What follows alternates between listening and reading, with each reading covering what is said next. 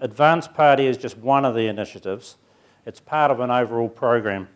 And what we can continue to do on farm to improve our outputs and give confidence to incorporate and use new ideas. Okay, it's one part, and we all remember, we've heard it all today. I'll admit we have concerns re the meat returns, and I must applaud, I'll just digress a little bit, but I must applaud the DFA executive for the amount of effort they've put in over the last couple of years to actually get alongside the board, to understand the board and the exporters. A lot of it's unseen. I know I'm a bit off track here, but a lot of it's unseen, and it has been done, and it's continuing to be done. Personally, I believe we have a much better working relationship with the board members, and hence we are able to express the growers' concerns there. Back to the AP, how it works. Our job here today is to lay ourselves bare, really, within the groups and try and explain the values as we see them. There's 9 groups, as explained before, in New Zealand that are set up by the deer industry, involving, I'd say, 80 plus deer properties. I don't know whether anybody gave the actual hind numbers within those groups, so it covers quite a percentage of the deer industry anyway. Those 9 groups are very diverse in their farming systems and geographically. So really it's different regions have different constraints, and it was about being able to look to see if we could invest some capital outside and some interest to make sure that we aren't missing things and picking them up. We've got with me today Grant Charteris from the Bay, John Felker from Otago, Hamish McKenzie from the Mackenzie Basin, Daniel Spears from the Bay, and Stu Stokes from Canterbury. Each of these guys are part of a group. Most of these groups are made up of 8 to 12 members, and so today I'm just going to try and prompt them, as promised a little bit last year, about what they've got out of the values they've got out of the advanced parties, and how can we express those values now. Amy and DINZ have forever been asking us to say, righto, show some written data, some proof that this is working, we're getting uptake, we're using some of these ideas in there. That's hard, those things take time, but I think by letting some of these guys explain it themselves within their groups, what they're getting out of it, you'll see that how much they value it. They are just farmers in their own right, and if they're getting the value there, there's no reason other farmers can't get those values. Anyway, I'll come down, I'm going to join these guys, and I'll lead away. This year, one of the other things we did was, after 12 months, we decided to get all the groups together and have like a cross-fertilisation to see that it was working amongst each of the groups. And we did that recently in Dunedin, and one of the points that come out of it, I was sitting talking to John one day and one night down there, and he said, God, this is the best bloody initiative that the deer industry's come up with for years. He said, I've been in the deer industry a long time, I've just grabbed this with both hands. Well, there's a guy that's been there a long time and he sees it as an initiative. I think that's a positive statement for a start. But John, I'm going to let you tell me why you think it's a real good initiative. Thanks, Paddy, and big thanks to Amy. If it wasn't for Amy, these things wouldn't be up and running. These groups are a big step up from like a discussion group. A lot of open figures, nowhere to hide, and as time goes by, members have got really pretty picky in each other's businesses. A few of the guys in our group thought we weren't bad deer farmers, myself included, but realistically, when you get other people looking at your business and you start finding a small area to pick on, there's room for all of us to improve, and I'm the first to admit we're making some really good gains. And there's not one person in our group, and I doubt there'll be anyone in any of the groups who don't have room for improvement. And if we can get that through to some of these grassroots farmers, like there's guys in my group that you'll never see at a thing like today, you'll never see at a field day, you won't see it branch AGMs or anything, but they're in these groups and they're getting into it. John, I'm not going to let you sneak away straight away on that one. You said you've been in a long time, but you're still learning. I think that's the sake for a lot of us, actually, you know. But why couldn't we recognise those things on our own, or did we just not have the confidence? I don't really know, but I was just saying to Paddy, it's a long time ago, so let bygones be bygones, but I won the Otago Deer Farm of the Year in I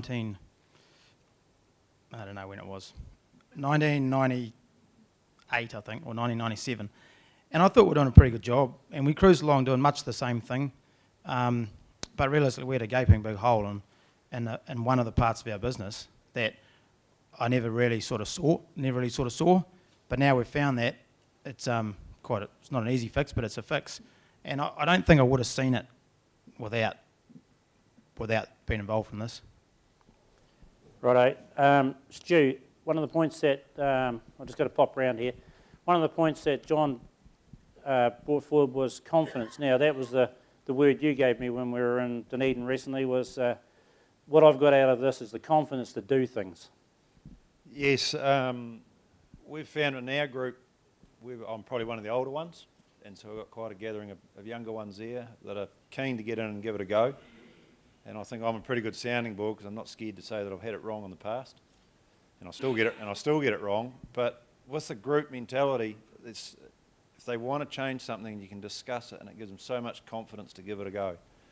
And I think the big problem with Amy's drive has been they want some hard facts to come out of it so we can show others that we've made progress. I think the end result is there's going to be change that fast. Well, certainly within our group, I wouldn't think there's one person that hasn't made major changes in the last 12 months, but the information wasn't recorded where they've come from. So the changes are going to come that fast. I think it's actually going to be really hard to put figures on just what has been changed. Yep. We were just yarning before, and you said to me you thought you had it bad in where you are up in the foothills with a bit of mud and so forth, but as a group you made a trip outside the area and looked at what other constraints other people had, and then you come home and changed your systems a bit and thought, shit, I'm not so bad off after all. Yeah, I think we've all got strengths in our farming operations. Sometimes we struggle to see our faults, and we've also got a lot of excuses. And one of my excuses is I farm in a fairly wet, cold environment, and so we did a bit of a road trip. We've got 2 members from Landcourt that come over. Most meetings from over on the west coast, they come over, so we thought we'd do a road trip over to them. Spent 2 days over there, pulling their operation to bits basically. And yeah, when you get 4.5 metres of rain, and you can have a metre of rain in December, I came home thinking I got nothing to complain about when it comes to wet and cold. So that excuse is gone from the window, so I've got to bloody think up some others or fix the problem. Righto. Daniel, you're in the Bay. You said you did new into the industry, but I sort of downed you on that one. You were born into the industry, mate, I'm afraid to say. But you said the advantages you've got out of it, you just get advice from people around you who have the same concerns. Yeah, I think I literally walked out of the hospitality industry, and I was at an advance party meeting, I think a week and a half later. So just probably allowed me to fast track my knowledge. Been part of the next generation scheme as well, and tried to get into everything I possibly could. But I don't think I was contributing very much at the start. You sort of sit back and take everything in, and I think the big takeaway point was that not everyone's got it sorted, that there's not one way to do things, and that might seem simple to everyone else, but yeah, again, from someone that's been in another industry where there is basically one way to do things, it was just an eye-opener, and it gave me the confidence to ask a few questions that I thought, that might have I might have thought were a little bit stupid at the time, but turns out that they're not really. So, yeah, I think that confidence to ask questions. Okay. Another comment you made was with your group. John he sort of contradicted that one down where he is because we were a wee bit further spread out on the South Island. But you said you've had lots sort of knocking on the door wanting to join the group, and once it's been up and running, could that be disruptive? And you haven't turned them away as a group as such, but you tried to keep the group going so you could get some measures. But there's others out there. How do you think that should be dealt with? I think part of the, especially in the first year, was building the dynamic and the trust within the group to really be able to share everything, just be confident that in what you were doing and what you were sharing. And it only took maybe 2-3 meetings to really see that evolve. And I think this, it didn't just apply to other farmers wanting to come into the group. We were, quite hesitant, I think, at first to involve any experts or anyone outside the group coming in. But now that we're through 1 year, we've got every farm's got set goals, set objectives, and that they need to achieve, or at least try to achieve before the next round of farm visits. I think there's a willingness there now to get some people in, ask some experts that we need, not just for the sake of having them in, but identify the information we need and get that to the group. So that's pretty much how it's I think that was a point actually that Stu, you brought up, is now how do we get access to all the science that's there from now on and so forth. Now we've got the trust and we get to understand each other. Could you quickly comment on that, and I'll come back through to the others. Probably one of the concerns I have at the moment, farmers, as a farmer, I think most of us know what we should be doing. Well, certainly when you get a collective together, you certainly can hit the right points.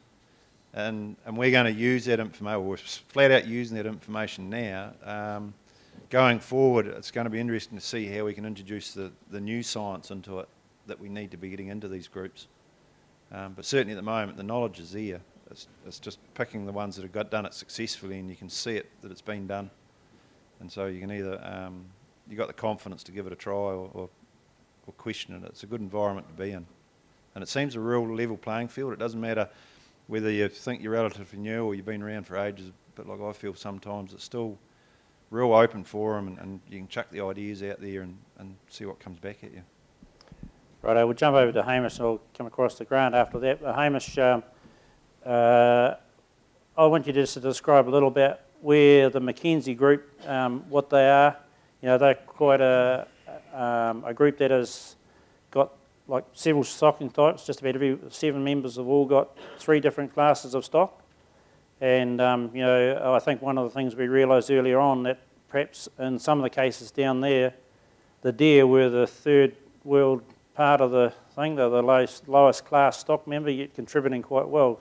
What values have you put on this advanced party group, and where do you see that going? Yeah, you're right, Paddy. Out of the 7 in our group, we've all got sheep, cattle and deer.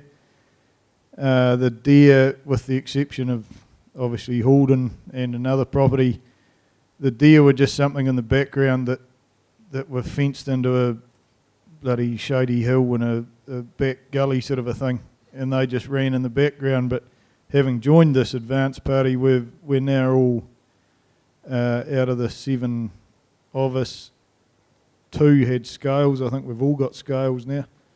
And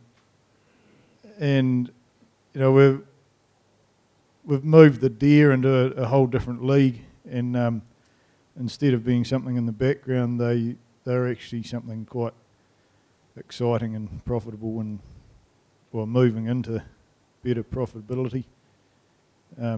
Certainly at home too.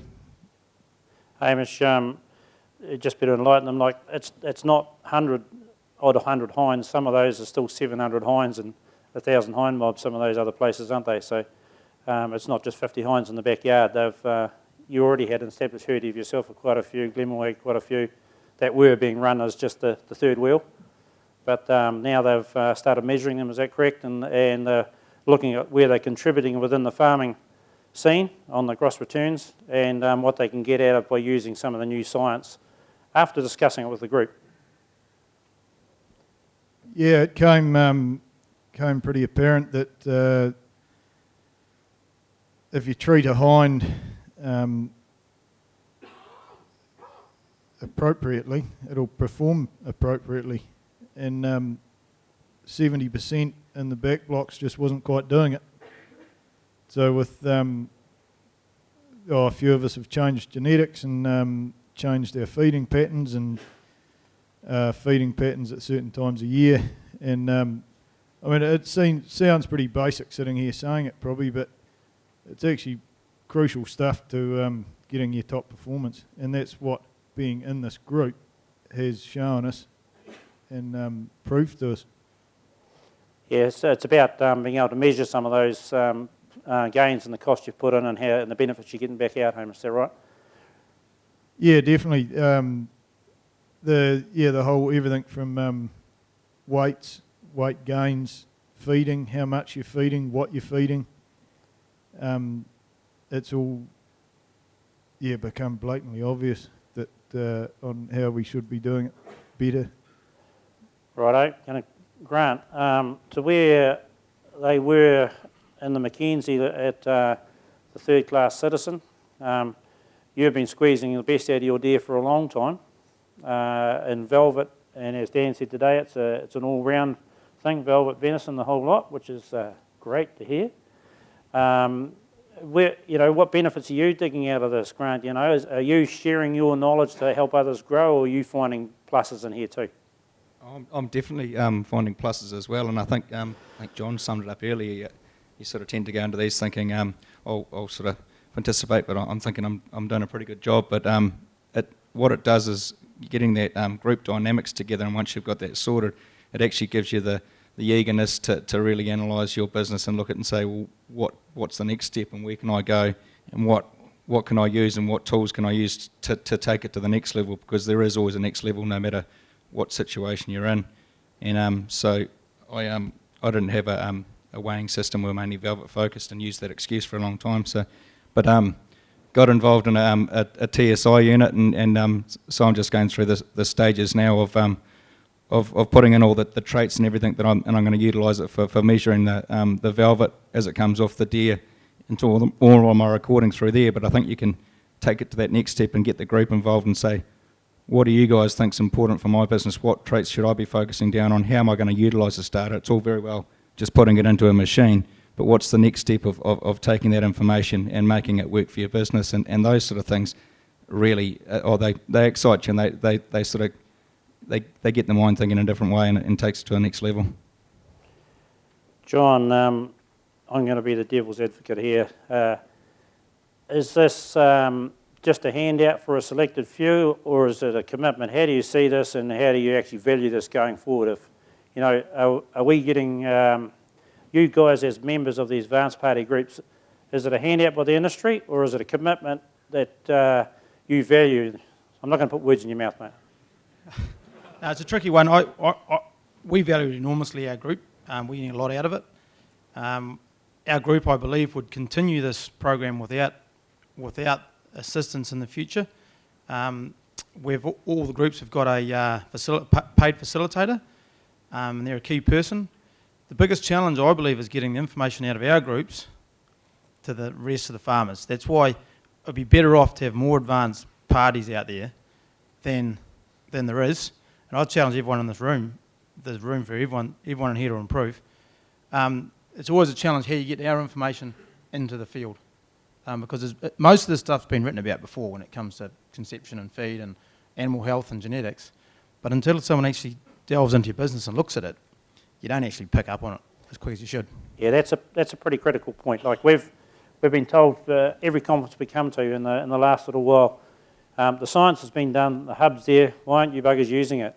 And it's a fair question, but a lot of us aren't using all that information, and I believe, right, Grant, answer there. I was just going to say, I think it's a bit of a generalisation, but a lot of us as deer farmers we're a sort of basically a one-man unit, and it's very easy to get into the situation where you go to work and you do the job and you get caught up in what you've got to do each day.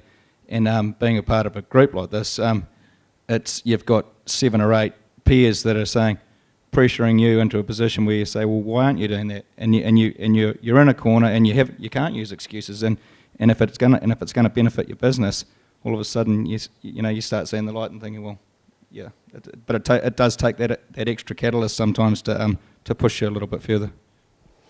Okay, I'm going to let you think for a couple of minutes, and I'll make a couple of statements myself, because I am part of one of these groups as well in the Mackenzie with Hamish. But I'm going to pop back along the line in a minute and ask you just exactly what value and how can you put a monetary value on it, or how can you actually sell that? Because that's the question that we're going to get asked of ourselves from the wider industry. How can we actually sell the benefits here? We can sit up here and talk about it, but perhaps that's a marketable thing. But how can we actually make somebody else want to do these things? Because it's a valuable thing, and we know that. So I want you to consider that. Like I'll elaborate myself. Like at Haldon, I've been in the industry a wee while, and I thought I knew it all, actually, to be perfectly honest, until I had a whole heap of these other deer farmers in the Mackenzie Basin, which I helped to form that group, come along and tell me in no uncertain terms, but then again, I trusted what these guys, they were my neighbours, I had confidence in them, I didn't mind sharing up front with them.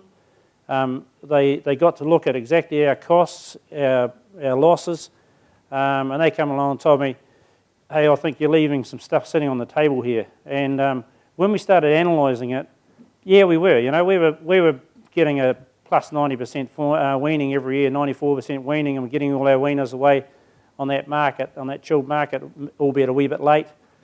But we got weather constraints in there. Everybody's got constraints in their regions. We were missing a whole gap in that early summer where we could be supplementary feeding, not shedding kilograms off hinds, and it was actually identifying that. It was about body scoring our hinds, which is one of the things we worked on, and the whole group are doing it now, and measured when they were starting to fall off. Not just the fawns that couldn't get the milk, it was the hinds getting back in calf. Cheapest time of the year we've found to feed now is through that late summer. And like this year we're going for a drought. We've just dumped our hinds out on the hill with 6 inches of feed, and they're fat, and they've gone to the highest point and sat down. And they may stay sitting there for 2 months. So they point to me. I was weaning fawns in March, banging them on a great feed, but I had a short window to actually get them right up before the winter killed me. Everybody's got different constraints, but that's the bit that was pointed out to me. How do you measure that and how do you paint it? We'll work that out and put some dollars around that at some time, Andy. I'm sure we will. Righto, Grant?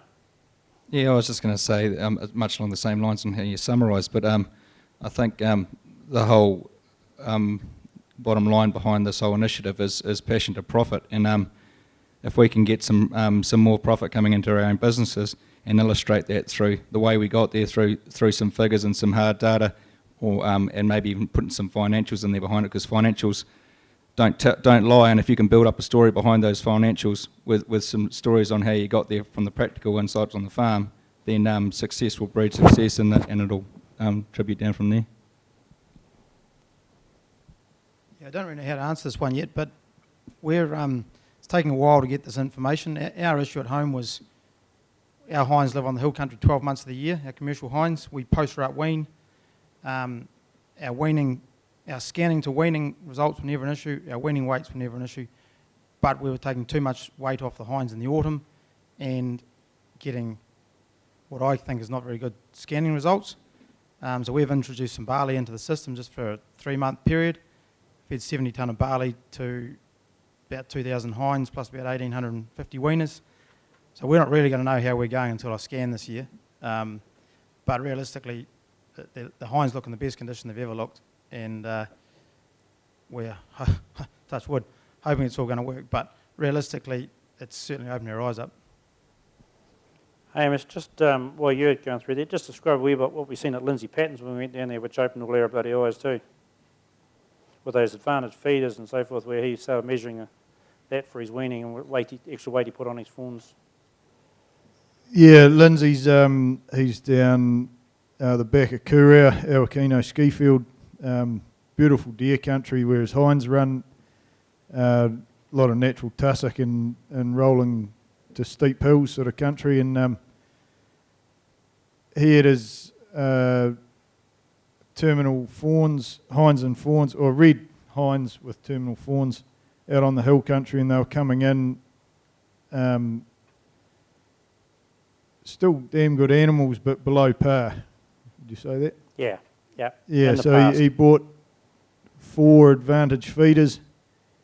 The self feeders are sort of set up if you don't know what they are, but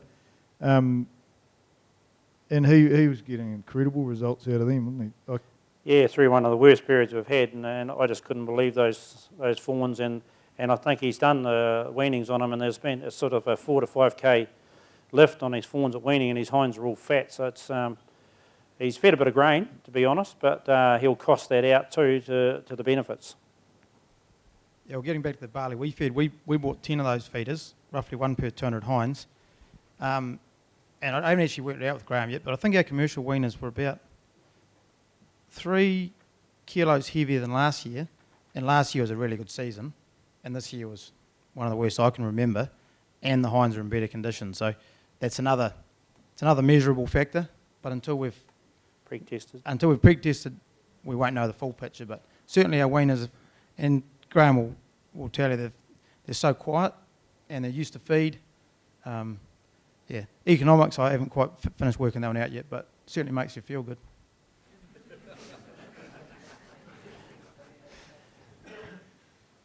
Yeah, I'm probably on a par a wee bit there with John. The amount of development I've done within my deer farm in the last 2 years, I don't want to go near a calculator, to be fair, because it's not going to look too good. But in the long term, I think, which is when we want a few results down the track, I think it's going to look pretty rosy.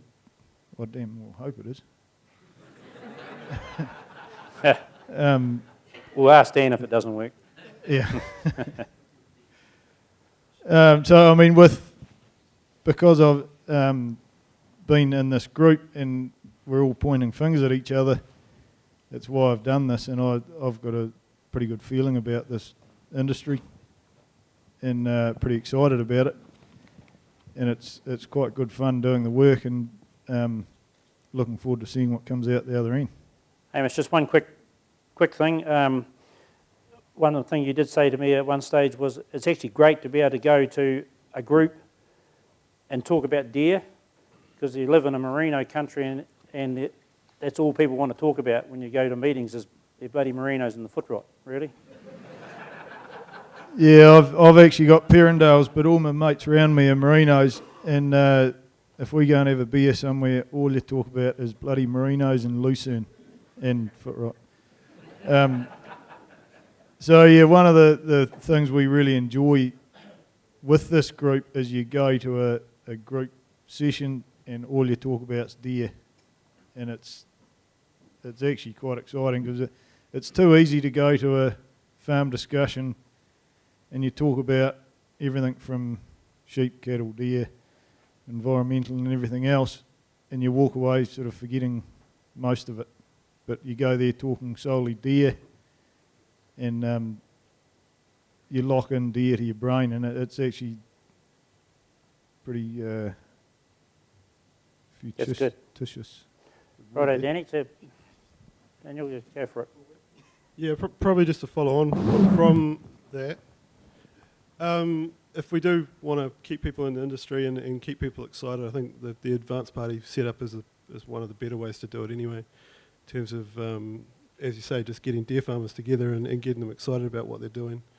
And from my point of view, tying that in with the Next Generation program as well, they're good vehicles for growing the industry, and it's what we need to be doing.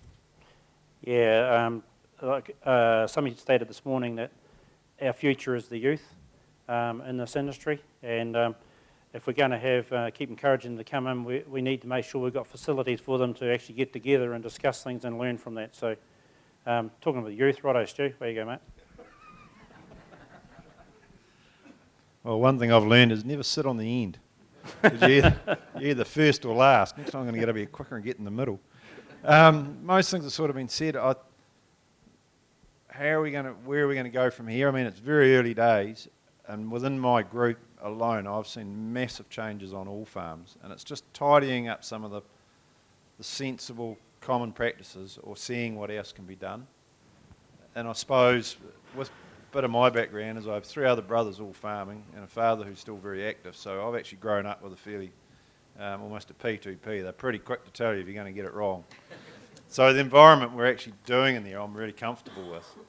And people really do open up, and it gives you the chance to really pull it to bits and question why things are happening. I've got 2 other wee points. As far as getting the information from here goes, farmers are pretty quick to look over the fence. I think a lot of these things will transpire to be seen. If your neighbours think, if it looks like you're doing well, then usually people start looking and seeing why you're doing well. And I think the questions do get asked. So that's one thing. One of the things I think we won't be able to measure, but I think just being involved in a really positive environment. I think farming's stressful enough as it is, And we all know, there's an awful lot of stress out there on, especially younger players that are coming in and probably looking to push dad out a bit and everything else, and the finances. I think having the support of the group there is massive. It just gives them the confidence to try new things or try what they really want to do, but they just haven't quite got the oomph to get in there and give it a go. But when you've got a group, a panel that you can discuss with and quite openly, I think that's a really big mover to having make things change. So yeah, I'm absolutely sold on it. I love the environment. I love that it's always all go and it's all positive. Just before you sneak away, Stu, one of the comments you made earlier on was about nutrient issues. You're just talking about things that scare you a little bit, environmental and nutrient things. When you're sitting at home, as Grant said before, quite happily farming away, those are the sort of things we try and just sort of file under the phone until later. It's a great opportunity, I feel, in our group to actually talk about those and try and get it out, and we can also bring our regional councils into that circle. Do you want to comment on that? I'd probably rather not. I'm trying to be positive. It's certainly something I'm very aware of, and it's going to come and haunt us quite majorly. But at least it's in an open forum. We can discuss it, and you can look at what issues you've got. I don't really know how to answer that one because it's sort of, I go there for the deer farming part of it and improve my profitability. The nutrient one, I know it's there and I know it's going to hurt, but that's almost like a downer, so we don't touch on it too much. Okay, let me give a bit of a lead. Do you think that might be the forum that it can actually be discussed amongst your regional guys and so forth? Because I don't think it's something we can keep pushing away. Yes, I do. I think it's an area we all have to address, and one of the advantages of my group is we're very, very diverse. So what you perceive as working well with the nutrient loading and everything, someone else that's probably only 10k away from me, but he's over a range, it just brings in a packet of nightmares for him. And by being in that environment, you can understand where he's coming from. So where you would have probably given it a big tick and said, oh yeah, it's not going to affect me too much. It's amazing how it can affect someone else in a slightly different catchment majorly. So if you have someone there, if the regional council or whatever wants to come out and talk to the group, or you want to invite them onto a property to discuss it, they'll go away more confused than they probably come, because I realise it's not as simple as looking at one farm and seeing what's going on there. So anybody else want to comment on that? At our last meeting, Targa Regional Council water quality lady came along, and it was quite interesting because we were all quite nervous about it. We thought, oh, we're going to take this lady around the farm, and we went everywhere with her and saw all the farm. And at the end of it, she pretty much said that we've got to all be aware of what's going on, but we've got no problems compared to our local dairy farmers. Grant, no comment? Yeah, just we've broached the subject within our group, and we've got a pretty diverse range of properties as well. And to name somebody, Richard Hilson's is our facilitator, but we went onto his property, and it's a lovely flat property, and he's doing a lot at the moment to fencing off all his waterways and everything. And we've had a bit of discussion around as we've gone around each property, and yeah, it's amazingly different from John Spears's to Richard's to mine to Matt Von Dadelson's, and yeah, it just shows the complex issues that are involved there. And I think the more that we can get our councils on board and realising what restraints and costs that we've got in front of us as well, and working with them rather than sort of putting their head under the pillow or head in the sand like we probably want to most of the time. Do we have time to have any questions from the floor as well? Who's looking after the time? We do, Dan? Yep, so we'll just think about that one if we're going to as well. So direct your questions to anyone on the panel. Trish, grab your mic. I'm interested to know, you've got a really wonderful network, and you've mentioned about the fact that you've got groups of 7 to 10. Thank you. It's been great to hear such positive stories, and clearly there's a lot of excitement, which is what the Advance Party is all about, for that passion and what you do, and the sharing of knowledge and support were the 3 key words that I picked up. I'm interested to know, going forward, how you see it taking it to the next level of farmers? Do you see yourselves staying within the same groups that you are and forming new advanced parties? Or would you split your groups and bring new members into your groups so that that sharing of knowledge and support continues? Or how, going forward, can you reach more farmers on the ground? Okay, we haven't asked the individual groups this one, but Grant's already got a bit of an answer for that. Oh, good. Well, from the leadership group, we didn't actually go out and ask them to try and decide how we were going to spread this thing. What we wanted to do was to prove exactly how you can make it work for yourselves, but I think these guys have thought a way ahead of that, so go for it. I was just going to say to the first part of your question about bringing other people in within your group. I think that's got to be based on